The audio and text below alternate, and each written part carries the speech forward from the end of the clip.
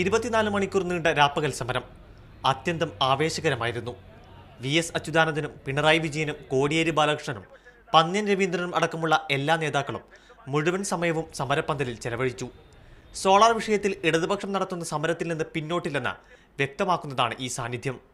ഇന്നലെ രാവിലെ 11 നടന്ന ഉദ്ഘാടന ചടങ്ങിൽ നേതാക്കളും ഘടകകക്ഷി നേതാക്കളും സംസാരിച്ചു.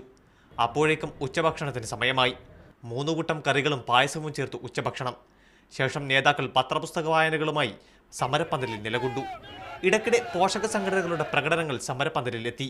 രാത്രി ആയപ്പോഴും നേതാക്കൾ സമരപ്പന്തൽ വിട്ടില്ല. VS വീട്ടിലേക്ക് പോയെങ്കിലും പിണറായി വിജയനും പന്ന്യൻ രവീന്ദ്രനും അടക്കമുള്ള നേതാക്കൾ പന്തലിൽ തന്നെ ഉറക്കം ആരംഭിച്ചു. MLA മാരും MP മാരും മറ്റ് ജനപ്രതിനിധികളും എല്ലാവരും. ഇന്ന് രാവിലെ 9:30 സമരത്തിന്റെ സമാപന ചടങ്ങ് ആരംഭിച്ചു. സമരനായകൻ VS അച്യുതാനന്ദനും RSP നേതാവ് TJ ചന്ദ്രചൂഡനും മാത്രമാണ് സംസാരിച്ചത്. സരിതയുടെ രഹസ്യമൊഴിയിൽ കേന്ദ്ര സംസ്ഥാന നേതാക്കളെക്കുറിച്ച് പരാമർശമുണ്ടെന്നും സരിതയെ ഇപ്പോൾ കോടതികളിൽ ഹാജരാക്കാതിരിക്കാനാണ് സർക്കാർ ശ്രമിക്കുന്നതെന്നും VS ആരോപിച്ചു. ശേഷം CPM ജില്ലാ സെക്രട്ടറി കടകംപള്ളി സുരേന്ദ്രൻ വിളിച്ചുകൊടുത്ത മുദ്രാവാക്യങ്ങൾ ഏറ്റുപറഞ്ഞ സമരത്തിന് സമാപനം. മീഡിയ 1 തിരുവനന്തപുരം.